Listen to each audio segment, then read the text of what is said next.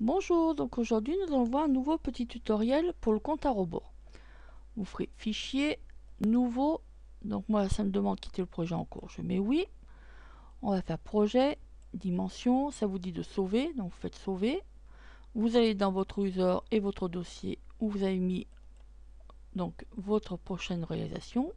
Donc je mets le nom de mon fichier, .phi sans accent et sans espace. Et je fais enregistrer.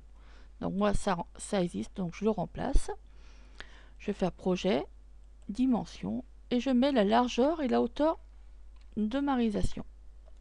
Donc une hauteur de 600 par 300. Et je fais OK. Je vais enregistrer. Je vais ajouter une image. Donc je vais prendre mon fond et je fais ouvrir. Nous allons mettre un texte. Donc créer un texte. Donc dans l'attribut du texte, vous choisissez votre police d'écriture. Donc moi ici, je vais choisir ma police d'écriture pour celui-là. Donc voilà, vous mettez votre taille désirée.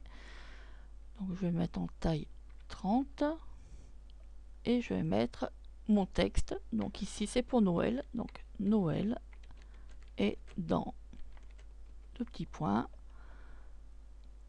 Je vais me mettre en je vais essayer 4, 30 et couleur noire. Et je fais OK. Je vais placer mon texte à l'endroit désiré. Donc voilà.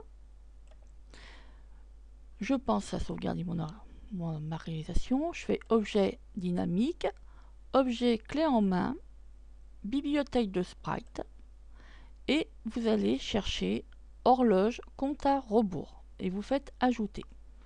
Donc vous entrez directement dans le groupe du compte à rebours. Vous avez cette fenêtre avec le texte, vous ne l'enlevez pas, elle n'apparaîtra pas donc dans l'animation. Vous avez plein de petits neufs.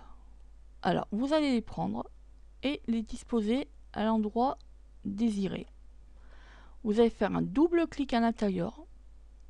Vous allez choisir une police d'écriture. Alors attention, elles ne sont pas toutes prises en charge. Alors moi je vais me prendre ici du Time New Roman. Car j'ai essayé sur plusieurs, elles ne prennent pas. Donc je vais prendre du Time New Roman. Je vais mettre une taille de 24. Je vais mettre ici en gras pour qu'on les voit bien. Je vais choisir pour l'instant une couleur blanc. Je fais OK. C'est pour voir mon résultat. Après, si ça ne me plaît pas, je pourrais changer la couleur.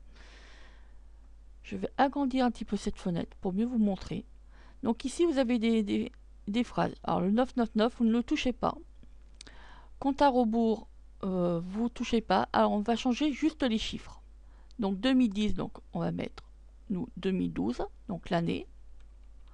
Le 1 correspond, donc vous voyez ici les explications. Le 1 correspond au mois, donc c'est le 12e mois.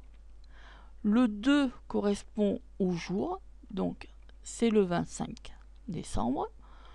Le 3 correspond à l'heure, donc vous mettez 00. Le 4 correspond donc aux minutes, donc vous mettez 00.